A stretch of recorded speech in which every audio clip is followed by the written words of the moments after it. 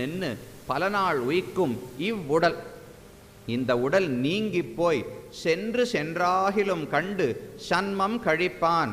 போட்டமே, இன்னொரு 1000 வருஷம் போட்டோம், இன்னொரு 10,000 வருஷம் போட்டோம், எவ்வளவு காலம் வேண்டுமானாலும் ஆகட்டும், ஏதோ ஒரு நாள் இந்த ஜீவாத்மா புரிந்து கொள்வானோ இல்லையோ, இந்த உடல் தாழ்ந்தது, இந்த ஆத்மா பகவானுக்கு தொண்டு செய்வதற்காக ஏற்பட்டதுன்னு புரிந்து கொள்வானே, அதுவரைக்கும் நான் காத்திருக்கிறேன். சென்று சென்று ஆகிலும் கண்டு சன்மம் கழிப்பான். ஒரு நாள் இவன் ஜன்மங்கள், இந்த ஜன்மம் மரணம்ங்கிற சக்கரம் இருக்கே, இதிலிருந்து ஏதோ ஒரு நாள் வெளிவருவான் என்கிற ஆசையோடு ஒன்றி ஒன்றி உலகம் படைத்தான். அவருக்கு ஒரு முறை சிருஷ்டித்தார், யாருமே முக்தாத்மாக்கள் கிடைக்கவே இல்லை, பிரளயம் ஏற்பட்டு விட்டது. மறுபடியும் சிருஷ்டித்தார், யாரும் 1-2 பேர் கிடைச்சா முக்தாத்மாக்கள், ஒரு விதுரர், ஒரு ஹனுமான், இதை போல யாரோ 2 பக்தர்கள் கிடைத்தார்கள். அவர் பிரளயத்தை ஏற்படுத்தி விட்டார். அடுத்த தடவை படைக்கும் போது கொஞ்சம் உற்சாகம் குறையுமோ, ஒரு அதில் ஆசை குறைந்து விடுமானால், இந்த முறை படைக்கும் போது நீங்க பாருங்க 10 லட்சம் பேர் முக்தி அடைய போறா அப்படின்னு இன்னும் ஆனந்தத்தோட உற்சாகத்தோட படைப்பாராம். ஒன்றி ஒன்றி உலகம் படைத்தான். என்றுமே தன்னுடைய ஒரு புத்துணர்ச்சியை இழக்காமல் இம்முறை முக்தர்கள் கிடைப்பார்கள்னு பகவான் படைக்கிறார். அப்புறம் ஏன் வேதவியாசர் லோகவத்து லீலா கைவல்யம்னு சொல்றார்? விளையாட்டுக்காக படைக்கிறான்னு ஏன் சொல்லணும்? இது உயர்ந்த பிரயோஜனம். இதையே சொல்லிட்டு போயிருக்கலாமே, முக்தர்களை ஏற்படுத்துவதற்காக பகவான் படைக்கிறார்னு சொன்னால் நமக்கு எவ்வளவு சந்தோஷமா இருக்கும். ஆனால் வேதவியாசர் சொல்வது விளையாட்டுக்காக படைக்கிறான், அது நமக்கு துக்கத்தை கொடுக்கும்.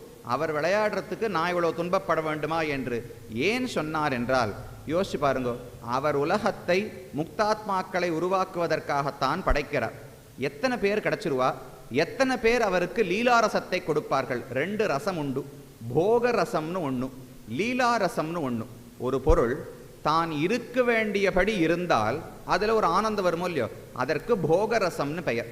ஒரு பொருள் எப்படி பயன்படுத்தக்கூடாதோ அப்படி பயன்படுத்தப்பட்டு ஆனாலும் ஆனந்தம் வந்துன்னு வச்சுக்கோங்க, அதற்கு லீலாரசம் என்று பெயர். ஒரு குழந்தை இருக்கு, குழந்தை கிட்ட ஒரு மாலையை கொடுத்தீள், ஏதோ ஒரு பாத்திரம் கொடுத்தீள்னு வச்சுக்கோங்க, அந்த பாத்திரத்தை எதற்கு பயன்படுத்தணுமோ அதை பயன்படுத்தாது, அதை எடுத்து தலையில கொத்துக்கும், இல்லை அதை வச்சு தரையில சுத்தும், ஏதோ ஒன்று பண்ணுமோ இல்லையோ, அதெல்லாம் லீலாரசம், விளையாட்டு ரசம். என்றால் அந்த பாத்திரம் அப்படி உபயோகப்படுத்துவதற்காக ஆக்கப்பட்டதல்ல, ஆனால் அந்த குழந்தை அப்படி உபயோகப்படுத்தினா ஆனந்தம் வருது, இதற்கு லீலாரசம் என்று பெயர். அதுவே எப்படி சரியா உபயோகப்படுத்தணுமோ அப்படி உபயோகப்படுத்தினாலும் பாத்திரத்திலிருந்து சமையல் சமைத்து நாம் உண்ணலாமே, அதுல ஒரு ஆனந்தம் வரும், அதற்கு போகரசம்னு பெயர். அதே போல பகவானுக்கு இந்த உலகில் 2 வகையான ரசம் கிடைக்கிறது. ஒன்று, ஜீவாத்மாக்கள் தாங்கள் யார் என்று உண்மையாக புரிந்து கொண்டு பகவானுக்கு தொண்டு செய்வதுதான் உயர்ந்த இலக்கு என்று தெரிந்து கொண்டு முக்தி அடைய ஆசைப்படுகிறார்கள்னு வச்சுக்கோ. இதற்கு தான் ஜீவாத்மா உருவாக்கப்பட்டதே. அப்ப அவர் எப்படி இருக்க வேண்டுமோ அப்படி இருக்கிறார். யாரோ சிலர், ஒரு வியாசர் இருந்தார், பராசர் இருந்தார், நம்மாழ்வார் இருந்தார், ஆச்சாரியர்கள் இருந்தார்கள். அப்படி சில பக்தர்கள் இருக்கிறார்களே, அவர்களிடத்திலிருந்து போகரசம் பகவானுக்கு கிடைக்கும். இந்த ஜீவாத்மா தான் இருக்க வேண்டியபடி உள்ளார் அப்படின்னு ஆனந்தப்படுகிறார். நம்மளை பார்த்தா என்ன நினைப்பார்? நான் இவனை படைச்சது எதற்காக, அதையே புரிந்து கொள்ளாமல் என்னமோ உலகத்து பக்கம் ஓடிட்டு இருக்கானேன்னு நாம் செய்வதை பார்த்தாலும் அவருக்கு சிரிப்பு வருகிறது. இந்த உடலே ஆத்மா என்று நினைக்கிறோம், நானே ஸ்வதந்திரன் என்று நினைக்கிறோம், நானே கடவுள் என்று நினைக்கிறோம். எத்தனை விசித்திரமான எண்ணங்கள் உலகத்தில் இருக்கு. இதெல்லாம் பார்த்தாலும் அவருக்கு சிரிப்பு வருமா. அதற்கு லீலாரசம்னு பெயர். அப்ப அவர் படைப்பது ஜீவாத்மாக்களை முக்தர்களாக ஆக்க வேண்டும் என்பதற்காக. ஆனால் அவருக்கு எது கிடைக்கிறதுனால் போகரசம் மிக குறைவாகவும் லீலாரசம் மிக அதிகமாகவும் கிடைக்கிறது. அதனால லீலா கைவல்யம், லீலைக்காக படைக்கிறார்னு சொல்றோம். அப்ப முக்கியமான பயன் லீலை என்பதல்ல, அவருக்கு முக்கியமான பயன் ஜீவாத்மாக்களை முக்தர்களாக ஆக்குவது. ஆனால் கிடைக்கிறது எது? கிடைக்கிறத வச்சு நான் ஆனந்தப்பட்டுக்கணுமோ இல்லையோ, லீலை தான் அவருக்கு கிடைக்கிறது. கரண கலேபரைஹி கடயிதும் தயமான மனாஹா அச்சித் அவிசேஷிதான் பிரளயசீமனி சம்சரதா கரண கலேபரைஹி கடயிதும் தயமான மனாஹா. பகவான் தன்னுடைய கருணையாலே இந்த ஜீவாத்மாக்கு ஒரு உடலை கொடுக்கிறார். சிருஷ்டி பண்றார்னா என்ன அர்த்தம்? இந்த உலகம் எல்லாம் பிரளய காலத்தில் இப்படி இருக்காது. மண்டபம், ஒலிபெருக்கி, மேஜை, புத்தகம் இப்படின்னு தனித்தனி பொருட்களெல்லாம் இருக்காது. எல்லாம் சேர்த்து பிடிச்சு வச்ச மாதிரி ஒரு களிமண் உருண்ட மாதிரி இருக்கும். அப்படி இருக்கும்போது இந்த உடல் என்று ஒரு பொருளும் இருக்காது. அப்போ ஒவ்வொரு ஜீவாத்மாவும் ஒரு உடலோடே இருக்க மாட்டார். ஒரு எடுத்துக்காட்டு பார்ப்போமா? ஒரு தங்கம் பொன் வியாபாரி ஒருத்தர் இருக்கார். நிறைய பொன் ஆபரணங்கள்லாம் பண்ணுவார்னு வச்சுக்கோங்க. ஒரு கட்டி பொண்ணை எடுத்தார், அதுலேருந்து ஒரு சங்கிலி பண்ணார், ஒரு மோதிரம் பண்ணார், 2-3 பண்ணார். அவர் செய்யும் போது சின்ன சின்ன பொடிகள் எல்லாம் கீழே விழுமோ இல்லையோ, அதை உடனே எடுக்க மாட்டார். 2 நாள் ஆகட்டும், 3 நாள் ஆன உடனே ஒரு மெழுகை எடுத்து கொஞ்சம் அப்படியே அதை இலக வச்சு அந்த இடத்துல தொட்டு எடுத்தார்னா எல்லா தங்க பஸ்மம் அதில் ஒட்டின்றமோ இல்லையோ. இப்போ அந்த மெழுகுக்குள்ளே தங்க பஸ்மம் எப்படி ஒட்டி கொண்டுள்ளதோ அதை போல்தான் பிரளய காலத்தில் நாமும் இருப்போம். அந்த மெழுகு போலத்தான் இந்த உலகம். அச்சித் அதில் பிரிச்சுலாம் பார்க்க முடியாது. இது ஒரு பூமி, இது நிலம், இது நீர், இது தீ, காற்றுன்னு கூட பிரிக்க முடியாது. மொத்தமாக சேர்த்து ஒரு உருண்டையாட்டம் இருக்கும். அதற்குள் இந்த ஜீவாத்மா ஒட்டி கொண்டிருப்பாரே தவிர இது என்னுடைய உடல், இதை நான் இயக்கலாம் என்பது கிடையாது. உடல் இல்லாவிட்டால் எந்த பொருளையும் என்னால் அறிந்து கொள்ள முடியாது. உடல் இருந்தால் தானே கண்ணு, காது, மூக்கெல்லாம். அது இருந்தால் தானே பகவானை கூட அறிய முடியும். ஒரு புஸ்தகத்தை படிக்கணும், சாஸ்திர உபன்யாசத்தை கேட்கணும்னா கூட உடல் வேண்டும். அப்போ உடல் இல்லாத போது இந்த ஜீவாத்மாவால் எந்த ஒரு வழியையும் பற்ற முடியாது பகவானை அறிந்து கொள்வதற்கு. அதனாலே இப்படியே எத்தனை நாள் சிரமப்படுவான். ஆகையால் இவனுக்கு சிருஷ்டியை செய்து ஒரு உடலை கொடுத்து அதன் மூலம் நம்மை அடையட்டும். விசித்ரா தேக சம்பத்திஹி ஈஸ்வராய நிவேதித்தும் பூர்வமேவ கிருதா பிரம்மன் ஹஸ்த பாதாதி சயுதா. இந்த உடலை எதுக்கு படைச்சார்? கை எதுக்கு படைச்சார்? விரலை எதுக்கு படைச்சார்னால் நன்னா சாத்தை உருட்டி வாயில போட்டுக்கிறதுக்காக விரலை படைக்கல. நாம சங்கீர்த்தனம் பண்றச்சே, ஜபம் பண்றச்சே எண்றதுக்காக படைச்சார். காதை எதற்கு படைத்தார்? அவருடைய பாடல்களையும் அவருடைய நாமங்களையும் கேட்பதற்காக படைத்தார். அப்ப இந்த உடல் படைக்கப்பட்டதே ஈஸ்வராய நிவேதித்தும், அவருக்கு சமர்ப்பிப்பதற்காக, தொண்டு செய்வதற்காக படைக்கப்பட்டது. ஆக நல்ல எண்ணத்தோடு இந்த ஜீவாத்மாக்களிடம் கருணை கொண்டு முதலிலே படைத்தார். படைத்தால் மட்டும் போராது. ஒரு குழந்தைய பெத்துட்டா போராதோ இல்லையோ, அதற்கு உலகத்தில் நல்லது எது தீயது எது என்று சொல்லிக் கொடுக்க வேண்டும் தாய் தந்தையர். நான் பெற்றுவிட்டேன், நீயாக வளர்ந்து கொண்டு சொன்னால் நல்லது கெட்டதே தெரியாது. அதற்காகத்தான் பகவான் வேதங்களை கொடுக்கிறார். ஹர்த்தும் தமஹா சத் அசதீச்ச விவேக்தும் ஈஷா மானம் பிரதீபமிவ காருணிகோ ததாதி. அழகான ஒரு விளக்கு, இருட்டா இருக்குன்னு வச்சுக்கோங்க இந்த அறை. இந்த அறையில் ஒரு சக்கரை பொங்கலும் இருக்கு, ஒரு விஷமும் இருக்குன்னு வச்சுக்கோங்க. எனக்கு எது எதுன்னு தெரியாது. ரெண்டும் ஒரே மாதிரி பாத்திரத்தில் இருக்கு, எதுன்னு தெரியாது. நான் பார்த்து ஏதோ ஒன்றை உண்ண வேண்டும். என்ன பண்ணுவேன்? ஒரு விளக்கை ஏற்றுவேன், பக்கத்தில் விளக்கு காமிப்பேன். இது விஷம்னு தெரியும், இது சக்கரை பொங்கல்னு தெரியும். சக்கரை பொங்கல் எடுத்து சாப்பிட்டுட்டு சந்தோஷமா போயிடுவேன். அதே போல இந்த உலகத்திலும் இருட்டு உள்ளது. எங்கு பார்த்தாலும் அஜ்ஞானம். யாரும் பெரிய ஞானத்தோடு இருக்கவில்லை. அப்ப எந்த பொருள் எனக்கு நல்லது, எந்த பொருள் எனக்கு வேண்டாதது, எந்த வழி எனக்கு நல்லதை கொடுக்கும், எந்த வழி உடலுக்கு நல்லதை கொடுக்கும் ஆனால் ஆத்மாவுக்கு நல்லதை கொடுக்காது என்று பிரித்து தெரிஞ்சுக்கணுமே. அதற்காகத்தான் வேதம்ங்கிற விளக்க கொடுக்கிற. ஒரு விளக்கை வைத்து பொருட்களை இருட்டில் நாம் காண்பது போல இருட்டை போக்குவதற்கும் இந்த பொருட்களை எல்லாம் உள்ளபடி அறிவதற்கும். மறுபடியும் விளக்கை வச்சுட்டு விஷத்தையே சக்கரை பொங்கல் நினச்சிண்டா பிரயோஜனமே இல்லை. விளக்கை சரியாக பயன்படுத்தி உண்மையான தத்துவங்கள் எது என்று நம்ம புரிந்து கொள்ள வேண்டும். எது நல்லது தீயது, எது கொள்ளத்தக்கது எது தள்ளத்தக்கதுன்னு தெரிஞ்சுக்கணும். அதற்காக பகவான் வேதங்களையே ஒரு விளக்காக கொடுக்கிறார். அதற்கும் மேலே அந்த வேதங்களை நாம் புரிந்து கொள்வதற்கு பல ரிஷிகளின் மூலம் ஸ்மிருதிகளையும் இதிகாசங்களையும் புராணங்களையும் இயற்ற வைக்கிறார். நேர வேதத்தை படித்தால் புரிவது மிகவும் சிரமமானது. உபனிஷத்துக்களை படித்தாலும் ஒரு இடத்துல ஒரு மாதிரி சொல்லும், இன்னொரு இடத்துல வேற மாதிரி சொல்லும். இது சரியா அது சரியா, ரெண்டுக்கும் முரண்பாடு இருக்கா இல்லையா. ஒரு இடத்துல இந்திரனே பரதேவத்தைன்னு சொல்லும், ஒரு இடத்துல ஆகாசமே பரதேவத்தைன்னு சொல்லும், இன்னொரு இடத்துல நாராயணன் பரம்பொருள்னு சொல்லும். எதை நம்புறது? எல்லாத்தையும் சொன்னால் எதை எடுத்துக்கிறதுனால் அப்போ அதை ஒருங்க விடுவதற்காக எந்த முரண்பாடும் இல்லை. இதுதான் இந்தந்த இடத்துக்கு பொருள்னு நமக்கு சொல்லணுமே. அதற்காகத்தான் ரிஷிகள் இருந்தார்கள். தங்களுடைய தியானத்தாலே யோகத்தாலே பகவானை உள்ளபடி அறிந்து வேதத்தின் அர்த்தங்களை உள்ளபடி அறிந்து அவர்கள் தங்கள் நூல்களிலே இயற்றி வைத்தார்கள். ஸ்மிருதிகள் தர்மசாஸ்திரங்கள்லாம் இருக்கே, காலை எழுந்தது தொடங்கி உறங்கச் செல்லும் வரை என்னென்ன காரியம் என்னென்ன ஆச்சாரம் இருக்க வேண்டும், எவ்வப்போது என்னென்ன காரியத்தை செய்ய வேண்டும், இதெல்லாம் ஸ்மிருதிகள் தெரிவிக்கின்றன. இதிகாசங்களும் புராணங்களும் பகவானுடைய குணங்கள், அவர் படைக்கக்கூடிய பிரகாரம், அவருடைய விபவாவதாரங்கள், சேஷ்டிதங்கள் இவை அனைத்தையும் கூறுகின்றன. இது ரெண்டையும் கொண்டு வேதத்தை படித்தால்தான் வேதத்தையே உண்மையாக புரிந்து கொள்ள முடியும். இதிகாச புராணாபியாம் வேதம் சமுபபிரம்மயேத் பிபேதி அல்பஸ்ருதாத் வேதா மாமயம் பிரதரேதிதி என்று தெரிவிக்கிறார்கள். இதிகாச புராணங்களை படிக்காமல் வேதத்தை படித்தால் நம்ம பார்த்து வேதமே பயப்படுமா. அப்படி இவன் தவறாக புரிந்து கொண்டு மற்றவர்களுக்கும் தவறாக எடுத்து சொல்ல போகிறானேன்னு வேதத்துக்கு பயம் ஏற்படும். அப்ப இதிகாச புராணங்கள் அவ்வளவு முக்கியமானவை. அவற்றை கொண்டுதான் பகவானை பற்றி வேதங்களை படித்து நாம் அறிந்து கொள்ள வேண்டும். அதிலே 2 முக்கியமான இதிகாசங்களை நாம் கொண்டுள்ளோம். ஒன்று ராமாயணம், மற்றொன்று மகாபாரதம் என்று சொல்லப்படுகிறது. ராமாயணம் என்பது ராமனின் பெருமையை சொல்ல வந்ததுதான். ஆனால் அவனை விட சீதையின் பெருமையைத்தான் அதிகமாக சொல்லுகிறது.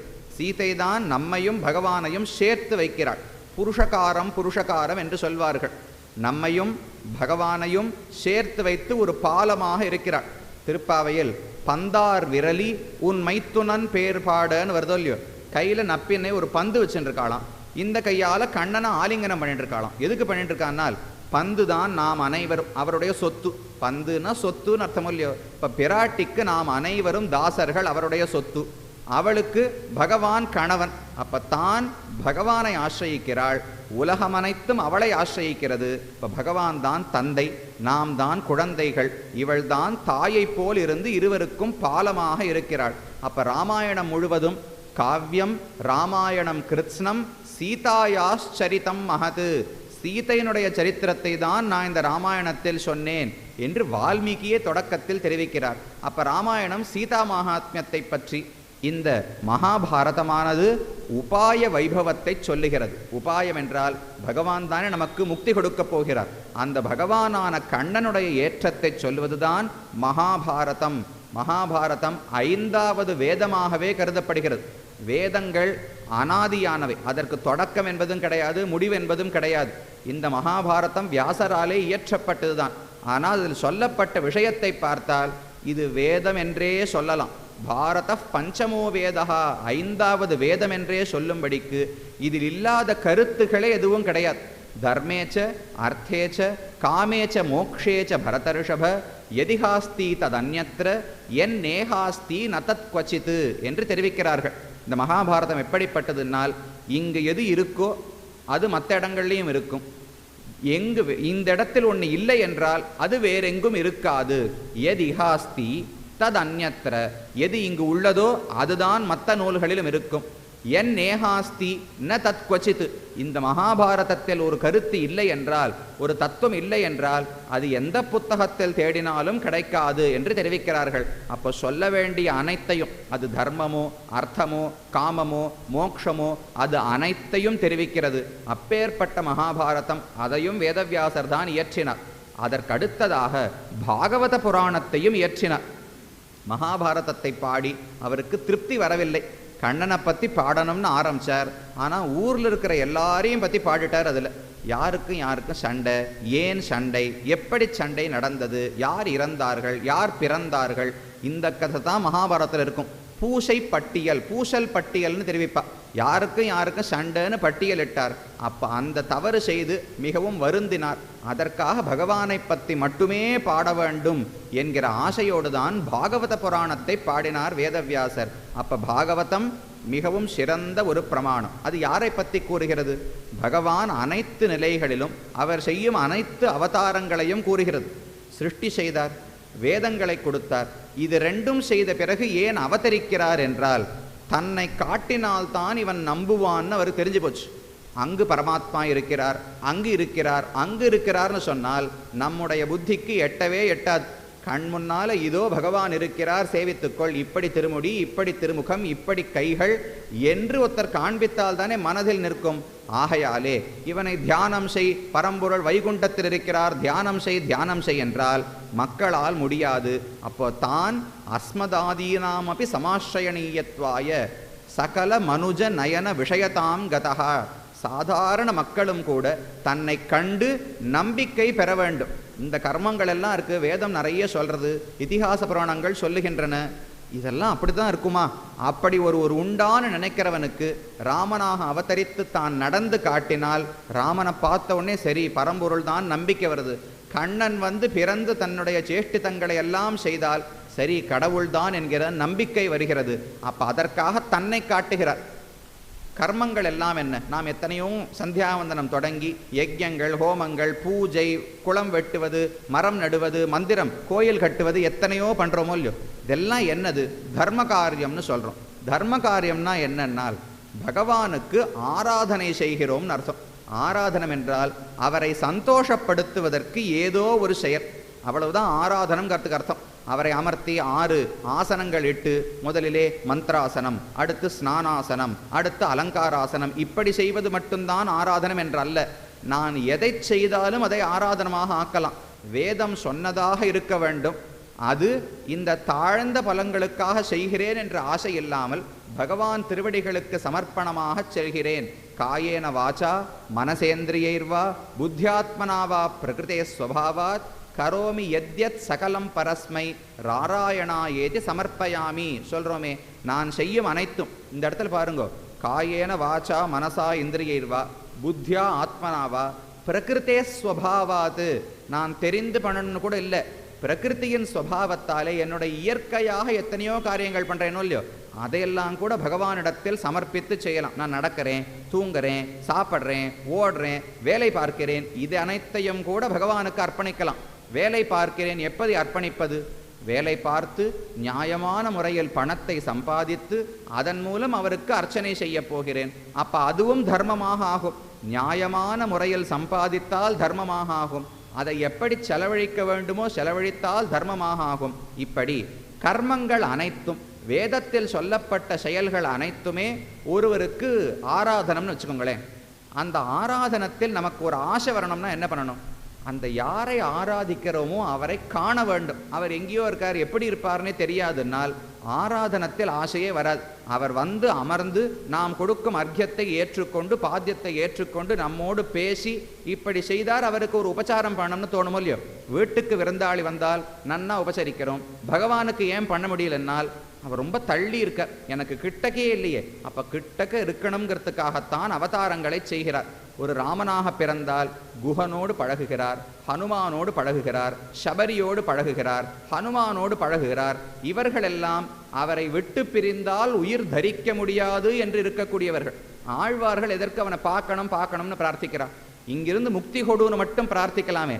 ஆனால் ஆழ்வார்கள் முக்தியை மட்டும் பிரார்த்திக்கவில்லை. முக்தி இருக்கட்டும், அது கொடுப்பதற்கு தாமதமானாலும் பரவாயில்லை, நீ வந்து முகம் காட்டு, என்னோடு வா, அமர்ந்து பேசு, என்னோடு சிரித்து பழகு, இது வேணுங்கிறா. ஏனென்றால் அவரை விட்டு பிரிந்தால் இவர்களால் உயிர் தரிக்கவே முடியவில்லை.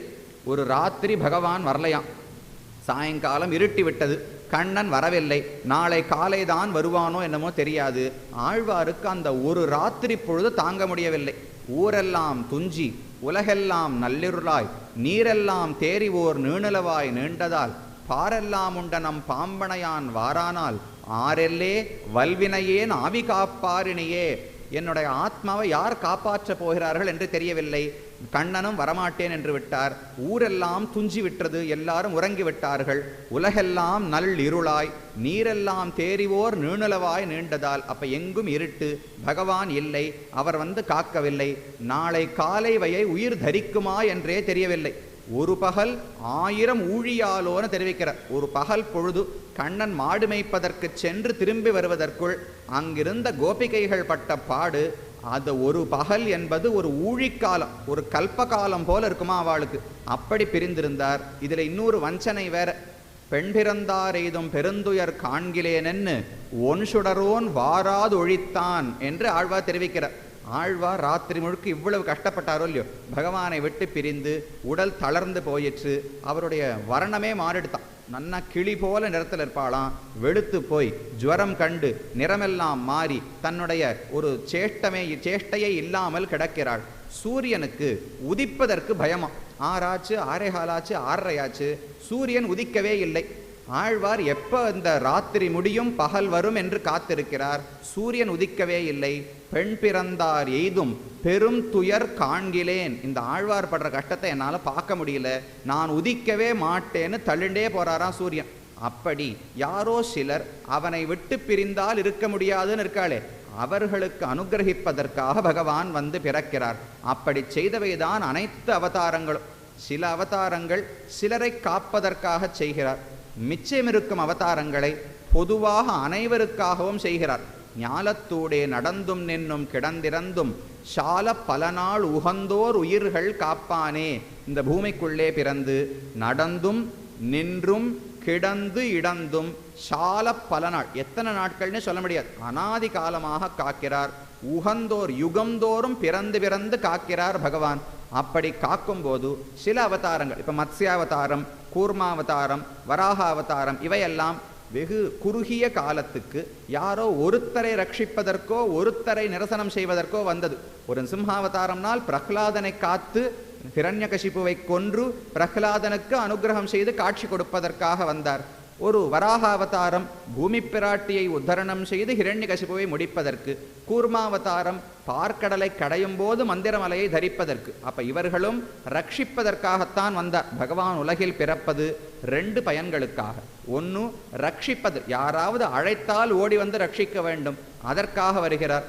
வந்த இடத்தில் தன்னை அனைவருக்குமாக காட்டி இந்த செயல்கள், கர்மங்கள், தர்ம காரியங்கள் இருக்கே, அது அனைத்தும் தனக்கு தானே ஆராதனம். அப்ப தன்னை பார்த்தால் மக்களுக்கு அந்த தர்ம காரியங்களில் ஒரு ஈடுபாடு வரும் என்பதற்காகவும் தான் வந்து பிறக்கிறார். அப்ப சில அவதாரங்கள் சின்ன சின்ன அவதாரங்கள், ராமாவதாரமும் கிருஷ்ணாவதாரமும் அப்படி ரட்சிப்பதற்காகத்தான் பிறந்தார். கம்சனுடைய தொல்லை தாங்க முடியவில்லை, தேவர்கள் பிரார்த்தித்தார்கள், கண்ணனாக பிறந்தார். ராவணனுடைய உபதிரவம் தாங்க முடியவில்லை, தேவர்கள் பிரார்த்தித்தார்கள், ராமனாக அவதரித்தார். ஆனால் வந்தபோது சின்ன காலம் கிடையாது, 11,000 ஆண்டுகள் ராமனாக இந்த உலகில் வாழ்ந்தாள். 100 சம்பத்சரங்களுக்கு மேலே கண்ணனாக இருந்தார். அப்ப இருந்தபோது பலருக்கும் தன்னை காட்டி அவர்களோடு பேசி அவர்களை பக்தர்களாக ஆக்கி அவர்களை வாழ வைத்தார். அவரை விட்டு பிரியாமல் இருக்கக்கூடிய பக்தர்கள் இருந்தார்களே, அப்படி அனைவரையும் வாழ வைத்தார். அப்ப அந்த அவதாரங்களுக்குள்ளே கிருஷ்ணாவதாரத்துக்கு ஒரு ஏற்றம். மற்ற அவதாரங்கள் எல்லாம் குறுகிய காலத்துக்கு யாரோ ஒருவரை ரட்சிப்பதற்காக. இப்ப மிச்சம் இருக்கிறது ராமன், கண்ணன் 2 பேர் தான். அந்த 2லும் கூட ராமன் தன்னுடைய நடத்தையாலே நடந்து காட்டினார். இப்படித்தான் நடக்க வேணும் நடந்து காட்டினாரே தவிர பிற்காலத்துக்காக எந்த உபதேசத்தையும் செய்யவில்லை. கண்ணன் ஒருவன்தான் அவதாரங்களுக்குள்ளே ஆச்சாரியன் என்ற பெயரை பெற்றவன். கீதாச்சாரியன் என்கிற பட்டம் வேற வராகாச்சாரியன், மத்ஸ்யாச்சாரியன்லாம் யாரும் சொல்றதில்லை. கீதாச்சாரியன்னு கண்ணனுக்கு மட்டும்தான் பெயர். அப்போ ஒரு பெருமை சாஸ்திரத்தை கொடுத்தார், உபனிஷத்துக்கெல்லாம் சாரமான கீதா சாஸ்திரத்தை கொடுத்தார். மற்றொரு பெருமை விளையாட்டுகளை நமக்கு காண்பித்தார். கிருஷ்ணாவதாரத்தில் லீலைகள் இருப்பது போல் வேறு எந்த அவதாரத்திலும் கிடையாது. அவரிடத்தில் பக்தி வரணும்னால் பெருமையே காட்டிட்டு இருந்தா போறாது. ராமன் பல இடங்களில் பெருமையை காட்டினார். தான் எவ்வளவு எளியவன்னு விளையாட்டு விளையாடியெல்லாம் காட்டல. பக்தனுக்கு ஆனந்தப்படுவதற்கு பகவானை பற்றி நினைக்கிறதுக்கு ஒரு நாள் வேணுமே. ராமனை பற்றி நினைத்தால் எவ்வளோ நன்னா சண்டை போடுவார், எத்தனை பேரோட சண்டை போடுவார், ரொம்ப பெரியவர், ராஜ்யத்தை நன்னா ஆளுவார் அப்படின்னு தோணும். அப்போ அவரை தள்ளி நிற்க வச்சு நாம் இங்கே நின்று கைகூப்பி சேவிச்சுட்டு போயிடுவோம். இதுவே கண்ணனாக இருந்தா ஏன் குழந்தைய கண்ணா கண்ணான்னு எல்லாரும் கூப்பிடுறா? பிறந்த உடனே பேரே தெரிய வேண்டாம், எல்லா குழந்தையும் கண்ணன் கூட்ட உடனே மடியில் அமர்த்தி கொண்டு கொஞ்சி விளையாடுவதற்கு தோணுகிறதே. அப்ப பக்தர்களுக்கு ஒரு உயிரை போல அவர்களுக்கு வேண்டிய சோறு நீர் என்னது? கண்ணனுடைய சேஷ்டிதங்களும் குணங்களும். அதை கொடுத்தபடியாலும் கண்ணன் கிருஷ்ணாவதாரத்துக்கு மிகுந்த ஏற்றம் உண்டு. எதற்கு பகவான் கண்ணனாக அவதரித்தார் என்றால் 2 பிரயோஜனங்கள் தெரிவிக்கிறார். கண்ணனன்னால் இல்லகண்டீர் சரண், அது நிற்க வந்து மண்ணின் பாரம் நீக்குதற்கே வடமுதுரை பிறந்தான், திண்ணமானும் உடைமை உண்டே அவன் அடிசேர்ந்துய்மினோ, எண்ண வேண்டா நும்மதாதும் அவனன்னி மத்தில்லையே என்று ஆழ்வாருடைய பாசுரம்.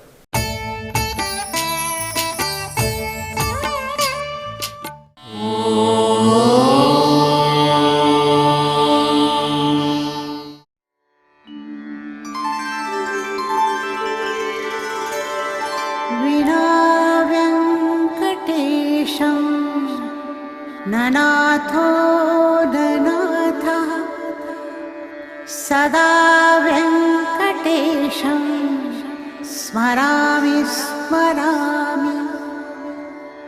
हरे वेङ्कटेश प्रसीद प्रसीद,